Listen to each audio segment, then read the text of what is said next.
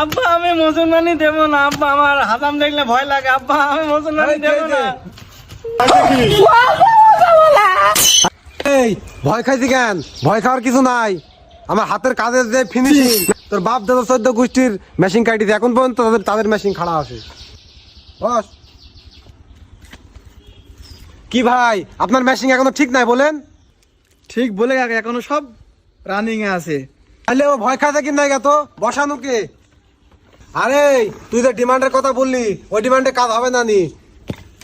5,000 5,500 টাকা নিয়ে আমি ওই মাসুদ রানার গার্মেন্টসের লুঙ্গি আর কুমারখালী তৈরি ছাড়া আমি তোর কাজ করবো না নি। ভাই গো 5,000 5,500 টাকা বেশি হয়ে গেল না? অন্য জায়গায় তো 2,000ই হয়ে যায়। হ্যাঁ 3,035 আমতা মানছি, কিন্তু তাদের কাছ থেকে অস্ত্রপাতি নাই, বিদেশি অস্ত্রপাতি নাই। আর এত বেশি বুঝলে থাক, আমি চললো যা। ভাই যাই না ভাই, না বসেন বসেন, আপনি কি হবে ভাই, বসেন বসেন। হ্যাঁ এবারকা তুমি লাইনে আইছো, তুমি তো ছেলে আটি পাকা চরম। বসো। এই তোর বয়স কম, আটি পাকা ছেলি, এমন অস্ত্র অব্দি কাটবো মনে হবে নেনুর অবধি পিঁপড়ে হাঁটি গেল, টেরি পাবে না তো ছেলি। বসা। ঠিক আছে ভাই, ঠিক আছে ভাই, ঠিক আছে ভাই, ওই দিন যদি কাটেন আমার আধঘান সেইলি ভাই।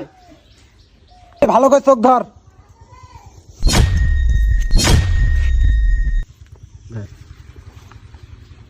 বলো নানি, ও নানি, বলো দাদি, ও দাদি, নেনুর মাথা ধর আইটি।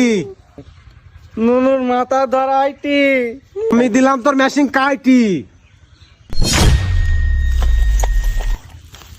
ও মাগো, কিরে কিছু জানতে পাইছি?